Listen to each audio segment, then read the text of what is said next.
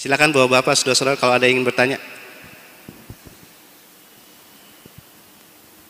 Baik, baik, silakan Ustaz.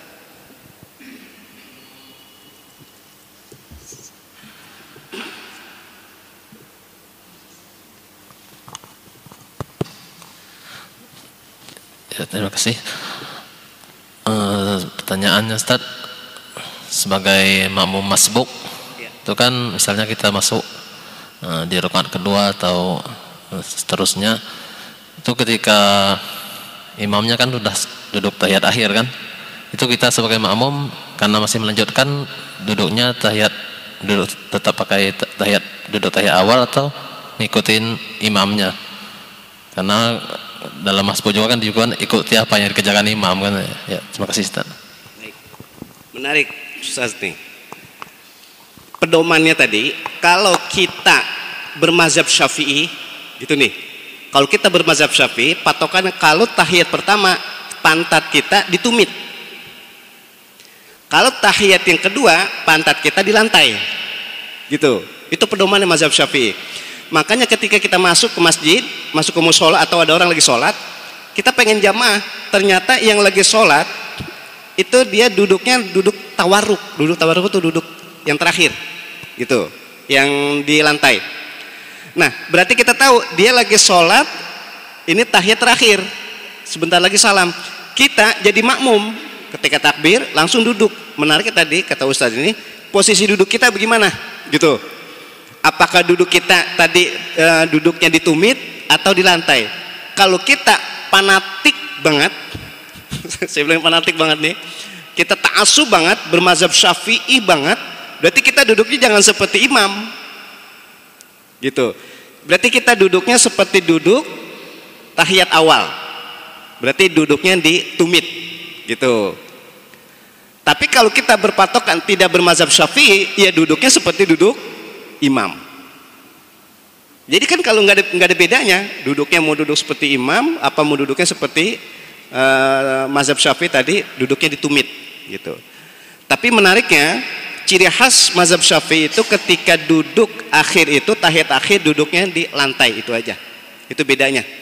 Berarti tinggal kita nih mau pakai mazhab Syafi'i atau mau pakai mazhab selain Imam Syafi'i gitu, terutama Imam Malik. Jadi boleh duduk di lantai. Tapi tadi saya bilang saya lebih cenderung bermazhab Syafi'i. Makanya kalau kita datang imam lagi atau seseorang lagi sholat, dia tahiyatnya tahiyat akhir, kita duduknya jangan seperti imam. Khawatirnya begini, ketika kita duduk seperti imam, ketika imam salam, kita ngikut salam juga. Selesai sholat gitu. Nah, itu kan tanda kalau kita sholat itu belum selesai atau baru mulain gitu. Itu intinya tadi ya. Baik, silakan, mungkin ada pertanyaan lagi. Baik, silakan Pak.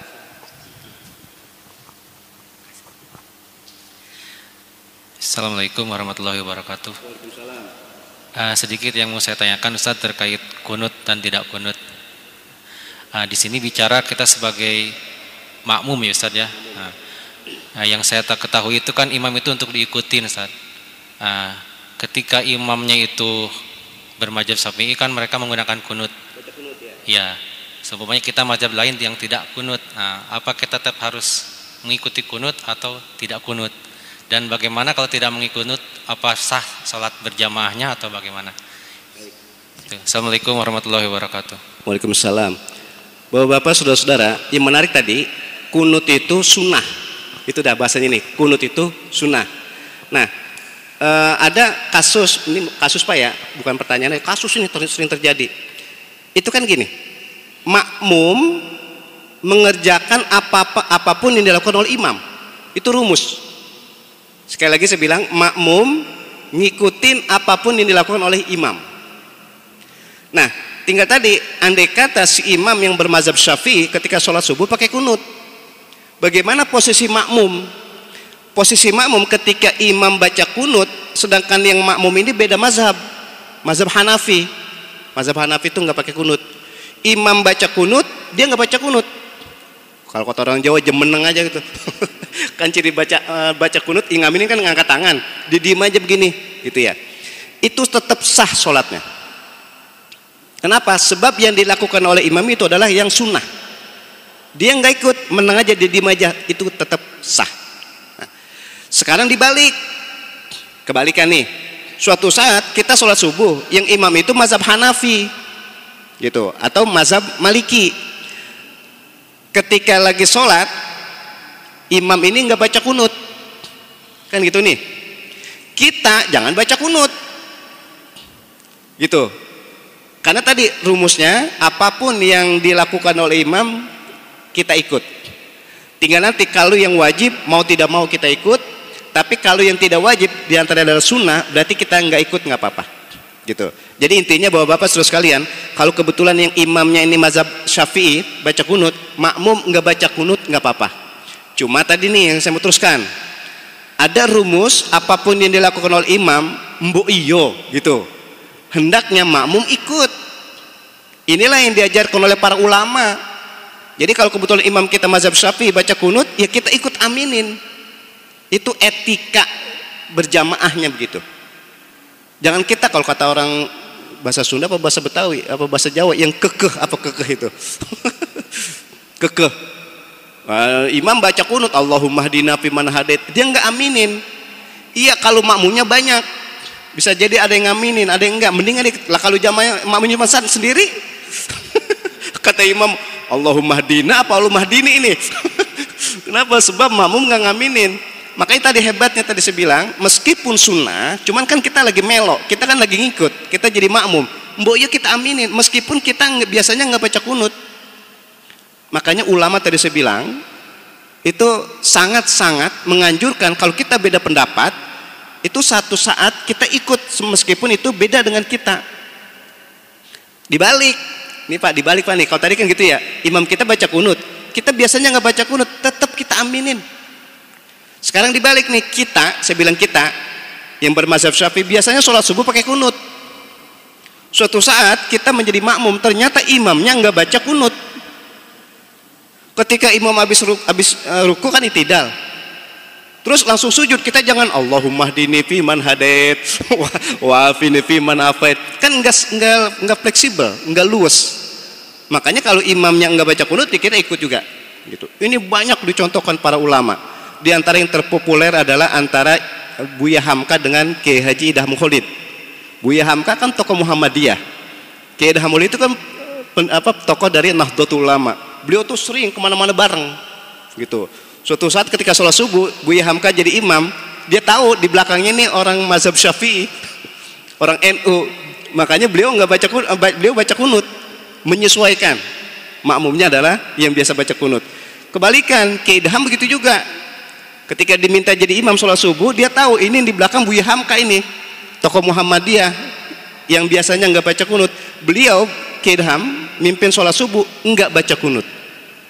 Itulah hebatnya di antara beda pendapat yang luas seperti itu. Jadi kembali ke tadi, intinya kalau kita jadi makmum, imam kita baca kunut, kita aminin.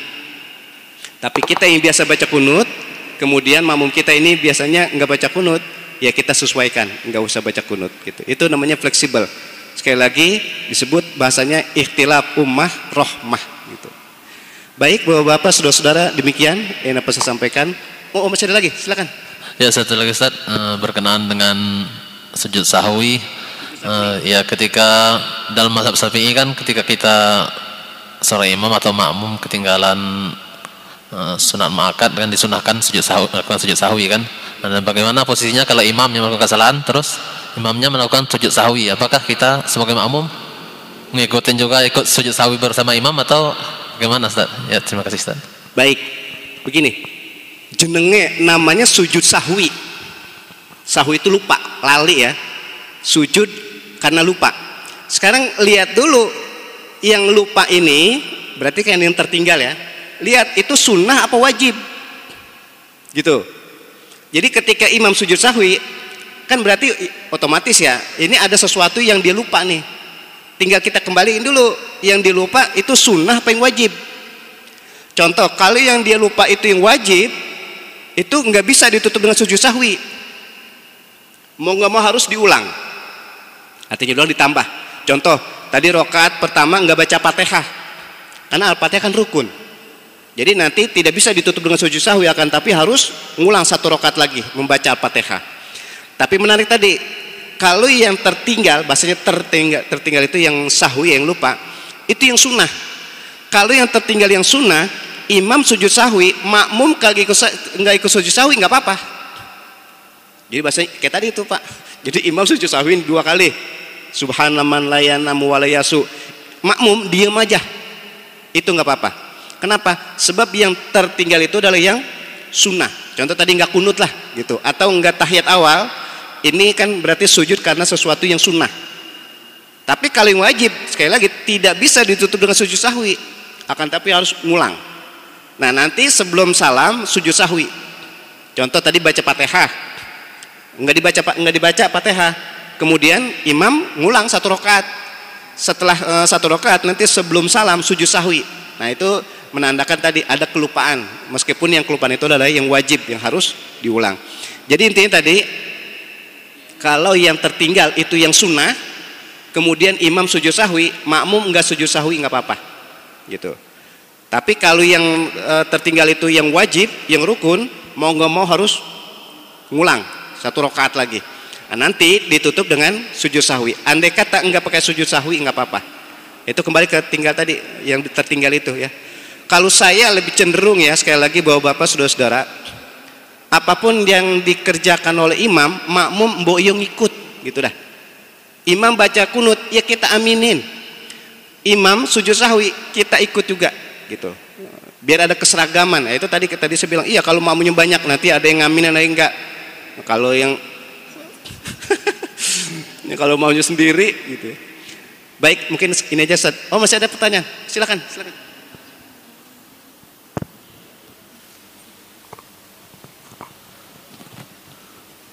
Assalamualaikum warahmatullahi wabarakatuh. Mohon maaf Pak Ustadz, udah melebihi waktu ini. Di depan tadi Pak Ustadz menyampaikan masalah fardu kifayah bagi orang-orang yang rumahnya dekat masjid. Jadi karena satu orang yang sudah melaksanakan sholat jamaah di masjid, maka yang lain gugur. Tanggapan saya berarti kalau tetangga saya sudah rajin ke masjid, sedangkan saya juga tinggal tidak jauh dari masjid, apakah saya gugur untuk melaksanakan sholat jamaah di masjid? Baik. Itu yang pertama Bapak. Yang kedua, bagaimana cara menolak? Karena saya pernah melihat ada orang yang masbuk, dia imam kepada orang yang sholat sunnah ba'diyah, karena dia tidak tahu kalau dia sholat sunat ba'diyah, taunya dia sholat zuhur yang belum selesai. Ternyata si imam itu sholat sunnah ba'diyah, sedangkan si makmum tidak tahu kalau dia melaksanakan sholat sunnah ba'diyah. Terima kasih Pak Ustadz. Assalamualaikum warahmatullahi wabarakatuh. Waalaikumsalam. Yang pertama gini, itu tadi orang yang bertetangga dengan masjid itu adalah fardu kifayah untuk sholat di masjid. Salah satu tujuannya tadi memakmurkan, kan dalam Al-Quran tadi innama ya'muru, memakmurkan masjid itu diantaranya adalah sholat di masjid itu buat tetangga ya. Nah tadi kalau ada orang rutin sholat di masjid, atau ada udah orang yang sholat di masjid, maka gugur. Maka bapak-bapak, saudara-saudara, ini saya ungkapkan cara ngaji fikih nih, itu ibadah ada yang sangat baik didemonstrasikan, ada ibadah yang sangat baik dikasih tahu kepada orang lain. Di antaranya adalah sholat berjamaah di masjid. Jadi kan ada sholat yang, ada ibadah yang nggak boleh kita populerkan. Kita sedekah, jangan dipopulerkan. Puasa, jangan dipopulerkan. Tapi sholat di masjid itu sangat-sangat baik dipopulerkan. Itu karena apa? Tadi ada pengaruh masalah hukum sunnah muakkadah, ada pengaruh fardu kifayah, ada fardu ain. Nah berarti tadi kalau ada orang yang udah sholat di masjid, itu berarti gugur secara otomatis Pak. Artinya kegugurannya itu untuk fardu kifayah, tapi status sholatnya tetap nggak gugur.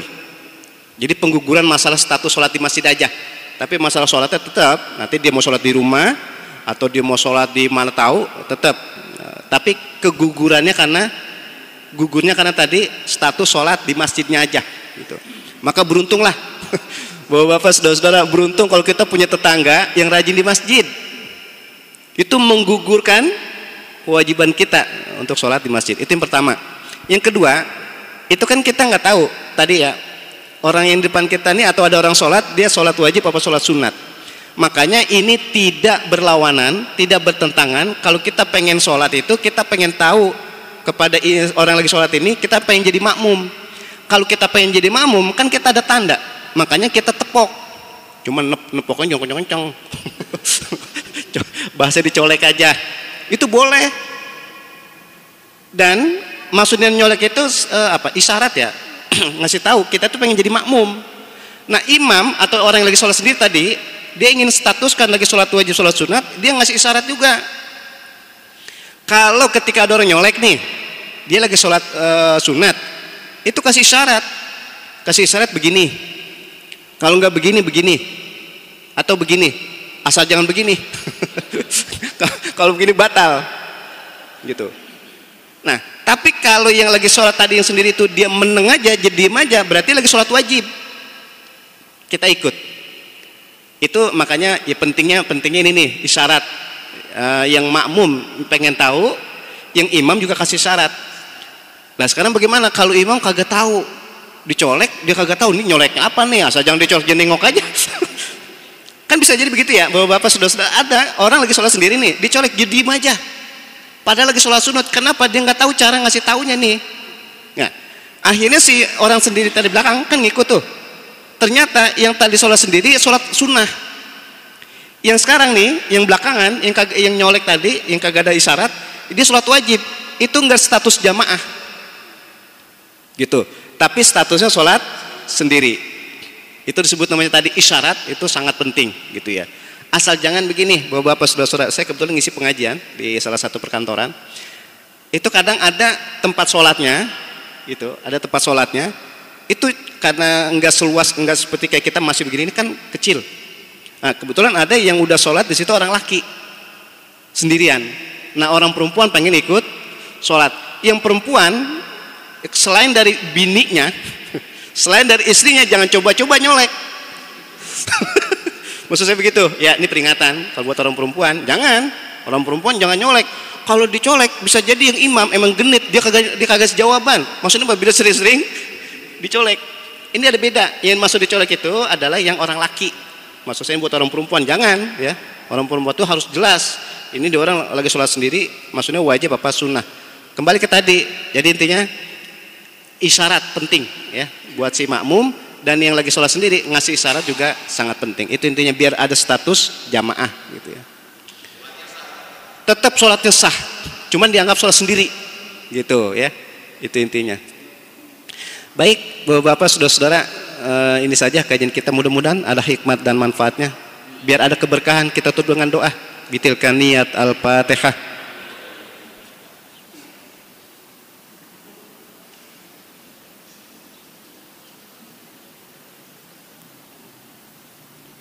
Wa'fu'ana ya karim, wa'fu'ana ya karim, wa'fu'ana ya mujibas sa'ilin. Allahumma bihaqqil Fatihah, wa bisiril Fatihah, wa bikaramatil Fatihah, wa bimu'jizatil Fatihah. Ya farijal ham, ya kashifal gham, ya man li abdihi yaghfir wa yarham. Fadlika da'wahum fiha subhanakallahumma wa tahiyyatuhum fiha salam. Wa akhiru da'wahum alhamdulillahi rabbil alamin.